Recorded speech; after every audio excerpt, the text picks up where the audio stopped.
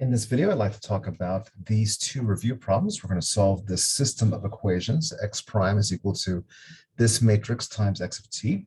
We will determine if the origin is a saddle point, source node, or sink node. We'll also determine if the origin is stable or unstable. And after we find the general solution, we will solve the initial value problem if this initial condition is given. Okay, so here we have the system of equations in matrix form. To get started, this is our matrix A, and so this is a 2 by 2 matrix, and so we need to find the eigenvalues and eigenvectors of A. Because this is a 2 by 2 system, we have a shortcut method of doing so. So first off, we find the trace of A. The trace is the sum of the diagonal elements, so 4 plus 3 is equal to 7. We also will find the determinant of A, so 4 times 3 minus 6 times 1, so 12 minus 6 is equal to 6. And so therefore, to find the eigenvalues, we solve the equation r squared minus 7 times r plus 6 equals 0. And if necessary, we use a quadratic formula. In this case, it actually factors r minus 1, r minus 6 equals 0. And so we have two positive eigenvalues, 1 and 6. From this, we can tell two things about the origin right away. The origin is going to be unstable because both of these things are positive. And furthermore, it's going to be a source node. So they're both positive. And so when I draw the pictures, the sample trajectories are all going to emanate from the origin pointing outwards. So the origin will be a source. So this is the origin.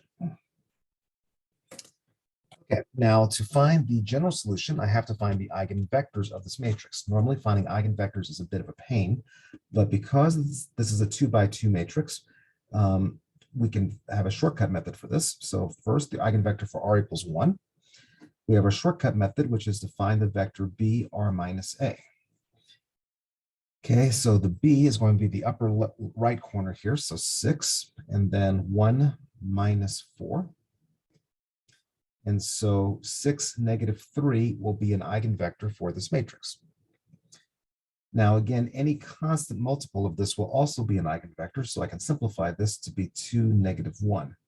And that'll be the eigenvector that I choose when I set up my general solution. For the other eigenvalue, for r equals 6, once again, I set up b r minus a. The upper right-hand corner is still 6. The eigenvalue is 6 minus the upper left corner, which is 4. And so this works out to be 6, 2. And again, any constant multiple will still be an eigenvector. And so I can divide by 2. And so 3, 1 will be an eigenvector for r equals 6. And so from this, I can set up my general solution.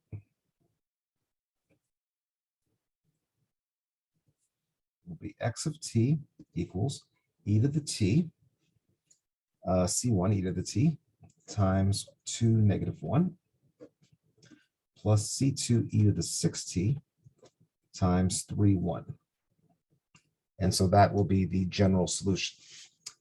Now to draw sample solutions of this, let's draw the axes here. Okay, drawing the sample trajectories of nodes is a little bit trickier than drawing the sample trajectories for saddle points. Again, I still draw the eigenvectors here, so 2, negative 1. So 2, negative 1 will be roughly like this.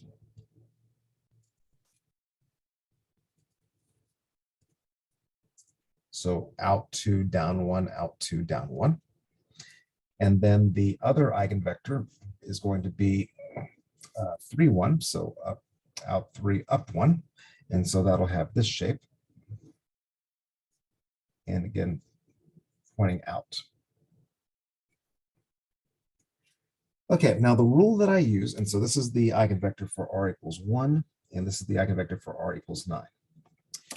Okay, now the rule is that as the, for other trajectories besides these, the trajectories that are not on these will follow the eigenvalue that's smallest when it's close to the origin and will be parallel to the bigger eigenvalue when you're far away. So in this case, if I were to go downward here, I would go along this eigenvector. And then when it turns, the turn will be parallel to this eigenvector. So the sample trajectories will look kind of like this. Okay, so parallel to this eigenvector, or sorry, along this eigenvector, and then bending and then parallel to this eigenvector. And so things like this. For the other side, it would be along this, if I, in this portion here, you have the same idea, it would be along this way and then parallel.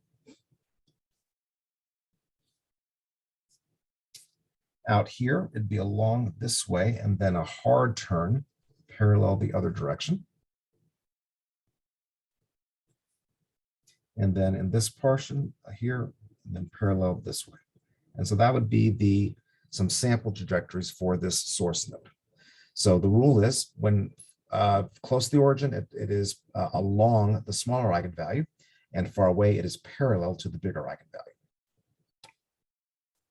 Okay, now to find the solution for the initial value problem. The initial condition was given to be that x of 0 is equal to -1, 2. So if I plug in t equals 0 to this, so we get that c1 times 2 -1 plus c2 times 3, 1, that's supposed to be equal to -1, 2. And from this point, there are several ways of proceeding. We could turn this into an augmented matrix. What I'll do is just convert this into a system of equations. So 2c1 plus 3c2 is supposed to be equal to -1, and -c1 plus c2 is supposed to be equal to 2.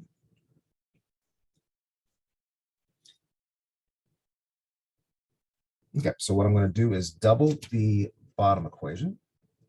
-2c1 plus 3c2 is equal to -1. Sorry, that's +2 there. And then doubling the bottom equation, -2c1 plus 2c2 is equal to 4. Adding, we get that 5c2 is equal to 3. So that c2 is equal to 3/5. And then I can plug back up and I find that c1 is equal to -7/5. So if I were to plug into here, c2 would be equal to 3/5. Bring it over, I would get -c1 is equal to 7/5. c1 is equal to -7/5. And so that gives me my general solution, or my solution to the initial value problem, that x of t is equal to -7/5 e to the t times 2 -1 plus 3/5 times e to the 9t times 3, 1. And the solutions for x1 and x2 could be written using the first and second rows of this expression.